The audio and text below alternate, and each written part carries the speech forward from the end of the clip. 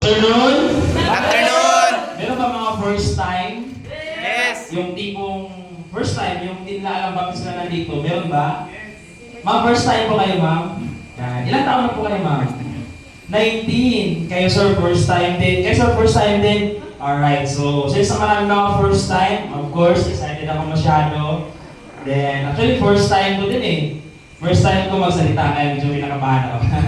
Anyway, para may idea kayo, sir, ma'am, kung ano yung pag-uusapan natin. Umpisa pa lang. Kumbaga, para may idea kayo, yung pag-uusapan po natin, yung isa sa mga pinakamahalagang bagay sa buhay ng tao.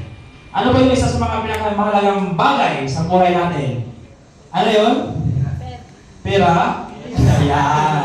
Yan. Of course, para may idea kayo, yung pag-uusapan po natin dito is kung paano po tayo mas kumita ng pera. Paano ka kumita kung kumikita ka na ngayon, paano ka mas kumita pa ng malaki? Pwede ba yun? Yes! Interesado ka ba? Yes! Yan. So anyway, of course, kilala ako. Sino ba ako dyan? Saan ba to, Tek? Paano ba to, Tek? Ano ba ba? Yun, first time ko kasi wala akong idea eh. Diba? Ganun talaga.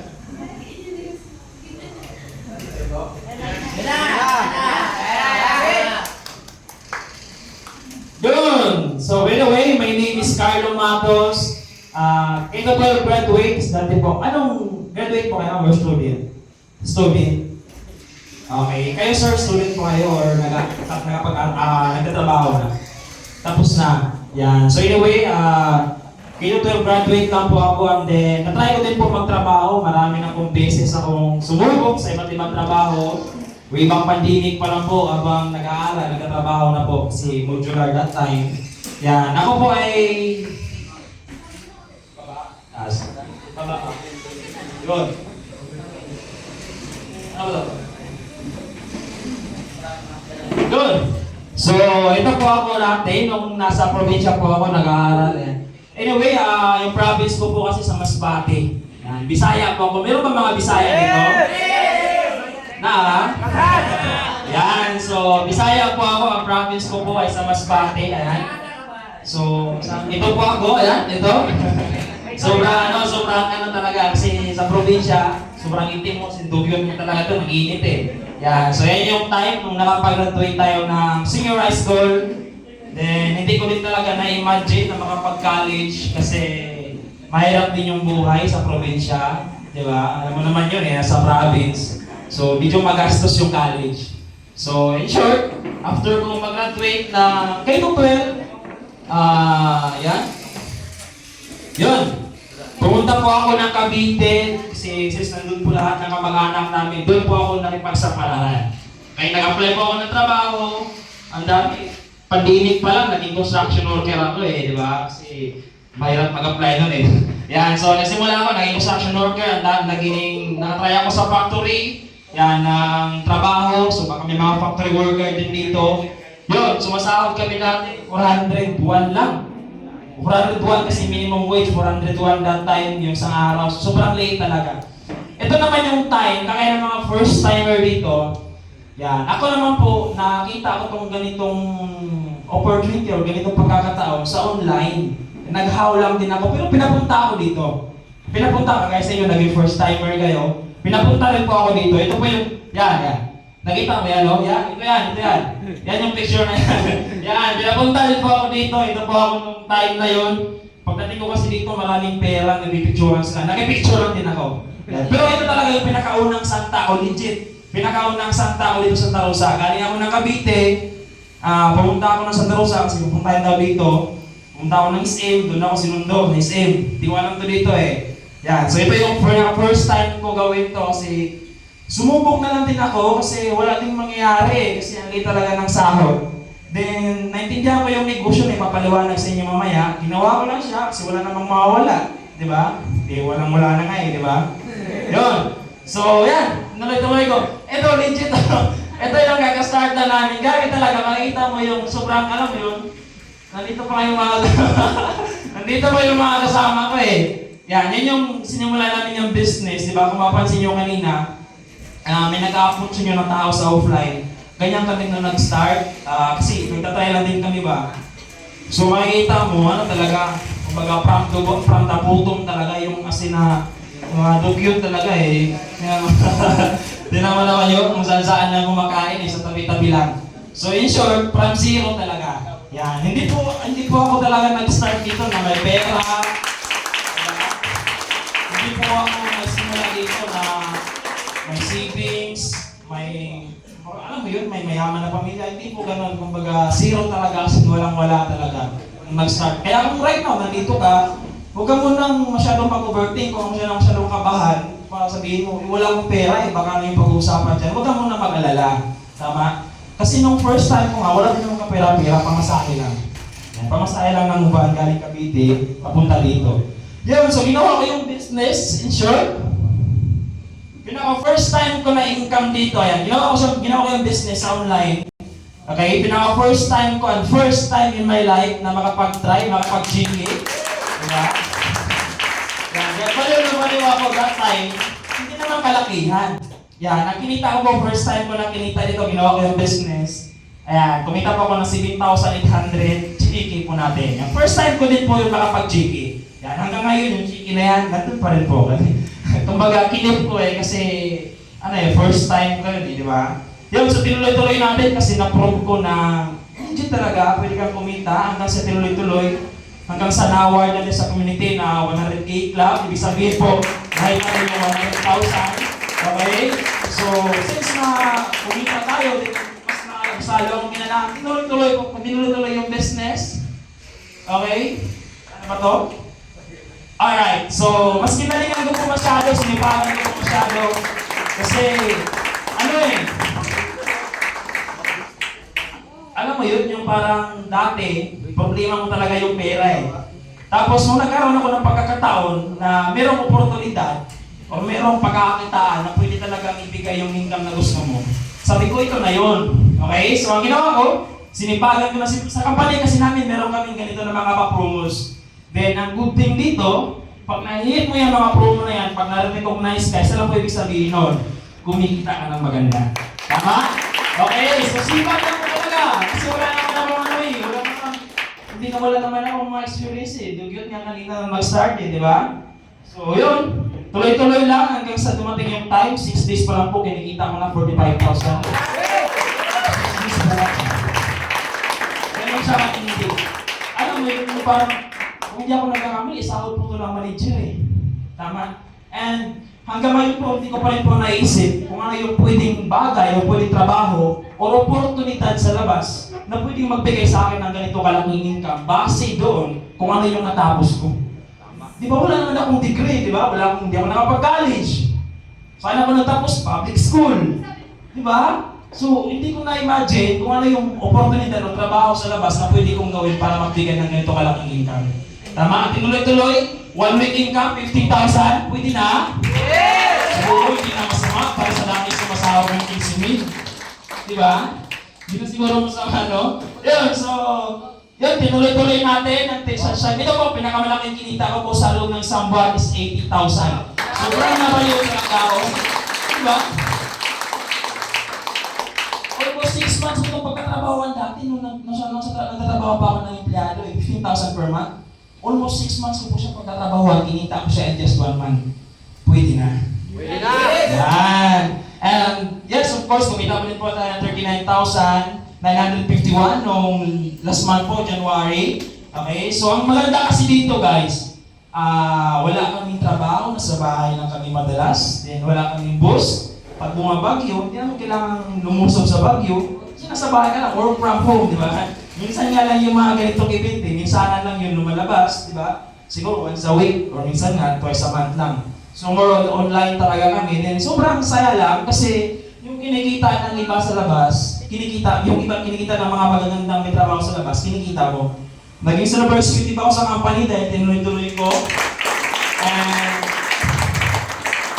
ito, updated, hindi ko na sinama yung iba. Updated, nung last July lang, last month, ang kinita ko po is 46,059 sa loob ng isang buwan. Pero actually guys, sa business kasi natin marami siyang maraming, alam mo yun, yung way of income, way of earnings. Pag sinama-sama talaga lahat, yung clothing, yung kinita namin sa digital products, aabot po siya ng almost 70 to 80,000 sa loob ng isang buwan. Noong July including yung kinita namin sa digital products. Ganun siya kalaki. Kaya ganun kaganda yung makikita nyo mamaya. Okay? Kaya kung meron na siguro kong sasabihin, kung sa mga bago dito, tapusin nyo po itong event kasi isa lang po ang sure ako 100%.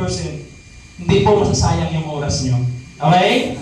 Then ngayon, ito yung time na in-award tayo nung nakaraan lang talaga.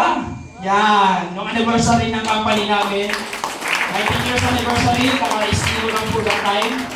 Okay, yun po yung in-award natin ng Silver Executive doon po sa Bellsport Arena. Ganyan po karami yung tao. Okay, so kung first timer ka, parang like na may idea ka na di ba? Talaga ang dami, di ba? Ibig sabihin, legit yung nandito sa harap nyo ngayon. Okay? Then next, yan, dito ko po first time.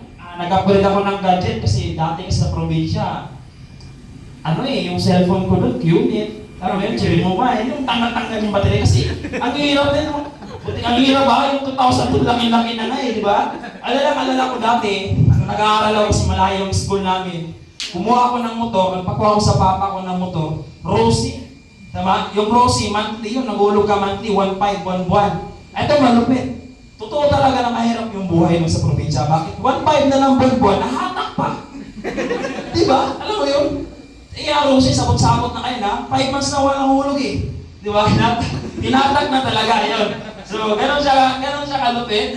Yan, so nakapag-travel tayo dito. Although sa local pa lang naman, pero ang point ko, yan yung mga bagay or experience na hindi ko magawa before nung natrabaho ako.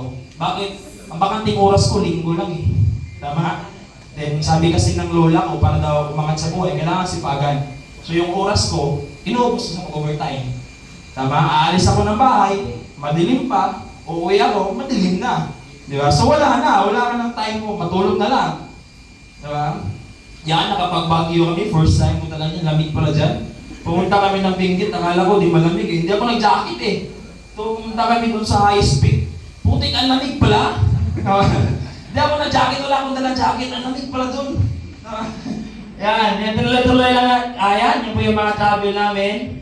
Kasama namin yung community, yan. Sa yung summer talaga, sinulit namin halos every week nag-beach kami. Ganon katindi. Parang adik sa buhangin, Yan. Yun, nakapag-travel tayo. First time ko din po sumakay ng jet ski. Jet ski po lang, mahal pala niya. 5,000 yung oras. Nagtanong ako first time ko, nagtanong ako magkano yung jet ski kasi nire-rate na yan, di ba?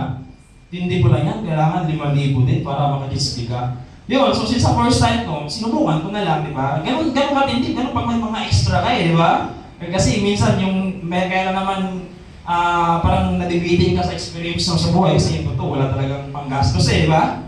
Yan! Kagaya ng kwento ko sa inyo kanina, bumili ako ng Rosie sa probinsya, yung nahatak. Yan. Pangarap ko talaga magkaroon ng magandang motor. Kasi Rosie, si Ryan di ba? Tapos mahina sa chicks, pare. Ang paipit kasi niya di ba? Yun! So nung kumita ako ng maganda sa pangarap ko ng motor, kasi laking probinsya kami, mahilig kami mag-rides. Mahilig kami mag-rides, laking probinsya kasi kami. Ayan, so yung mga kasamahan ko din sa mga taga-probinsya din, so mahilig kami sa motor. Bumili ako ng sniper, 155, yung 155 din, pinili ko siya ng cash, ganun siya katindi. So, hindi na masama. Hindi na siguro masama para sa dating naka-Rosie, nakatak pa. Di ba? Yan. So, bakit ako bumili ng sniper ito? Kasi yung influence ito yung mga tao na nag-guide yung mga nag-guide sa amin Diba? Sila yung una nagkaroon ng motor. Lagi kami umangkas, nagra-rise ng ganito, ganyan. Nakakaingit di ba? Yun, sabi nagagawa daw ng sniper club. Bumili na rin kami ng sniper. So, yung hub namin right now, ito po yung motor dyan. Meron na kaming sniper club. Actually, meron pang hindi kasama sa picture dyan. So, ganun katindi. Kaya minsan, pag trip namin na mag-ride sa Tagaytay, or umikot ng Tanay, pwede namin siya magagawa. Okay? Ganon siya kaganda. Influence lang din, okay? Na-influencean. Kaso, yung dalawang tao kasi na ginaya namin, bumili ng Honda Bumili ng sasakyan. Kaya ngayon, yung motor namin, minsan na lang magagamit. Kasi pag pupunta kami ng Tagaytay, ano yung gusto mo, mainit o malamig? Di ba? Mas masarap sumakay sa kotse, di ba? Kaya kung kailan ako nagkamotor, hindi na tuloy magagamit halos. Di Di ba? Pag pumunta kami ng Tagaytay, kung saan-saan man kami, nakakot sila lagi eh. Nakakaingit, kaya hindi ko na rin, maglalabas na rin ako ng first time. Ito malupit. Okay, within this year, ilalabas ko po yan within this year. So, ibig sabihin, meron na lang ilang buwan, and next month, magdadrive na po tayo niyan. Okay? So, magda kayo, hindi pa rin nag-action eh. Kasi, parang kailan ng, parang Cavite, parang kailan ng sumubok, nag-picture. Hindi pa nga nabago yung design, no? Ibig sabihin, hindi pa talaga katagalan kasi yung design niya pa rin eh. Tama? Hindi pa na-renovate. Tama? Ibig sabihin. Ganon siya, ganon kaganda yung mga nangyari. Then, excited po ako sa mga first time. Mapakinggan niyo po mamaya, paano kaya nangyari sa kanya? Okay? So, i-explain po yan sa inyo mamaya. Yun, bakit ganon kami mangarap? Bakit ganon? High school lang ako, pero bakit ganon kami baliwan ng mangarap? Ang taas namin ng pangarap. Okay? Meron akong gusto sabihin sa inyo guys, value. Kasi sa mundo kasi natin, may mga bagay na imposible na pag pinaniniwalaan mo ay magiging posible. Di ba? Kasi right now, baka yung imposible sa tingin mo sa sarili mo imposible sa'yo, baka hindi naman talaga totoong imposible yan eh. Tama?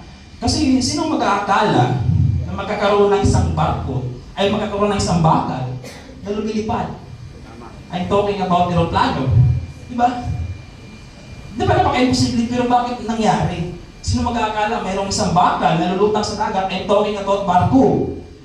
So ibig sabihin guys, mga first time, kung akala mo ngayon na yung mga bagay na umasinso, di ba, maging financially free, gumaan ang buhay, makatulong sa family, di ba, ma-experience ng mga kung ano-ano, kung akala mo imposible, hindi totoo yan. Tama?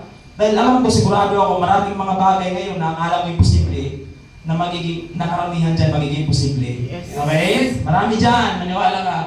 Then yun, sa mga first time, paborito kong quote, nakita ko lang sa Facebook, do not ask God to guide your footsteps if you're not willing to move your faith. Ulitin ko do not ask God to guide your footsteps if you're not willing to move your faith. Bakit? Di ba karamihan sa atin madalas or natin, kumbaga, mahilig tayo mag-pray. Tama ba? Yes. Na Lord, i-guide mo ako. Lord, tulungan mo ako sa buhay. Tama? Gabayan mo ako. Okay? So, ang nakasabi dito, do not ask God to guide your footsteps. Huwag ka daw humingi ng tulong sa Diyos na i-guide ka, gabayan ka, kung ikaw mismo hindi ka willing na gumalaw, hindi ka willing na mag-decide, o hindi ka willing na mag-take ng action. Okay? So, ganun po siya. Kung maiintindihan mo po ang lalim Tama? Okay. So, yun lang po yung sa akin. Then, mas excited po ako.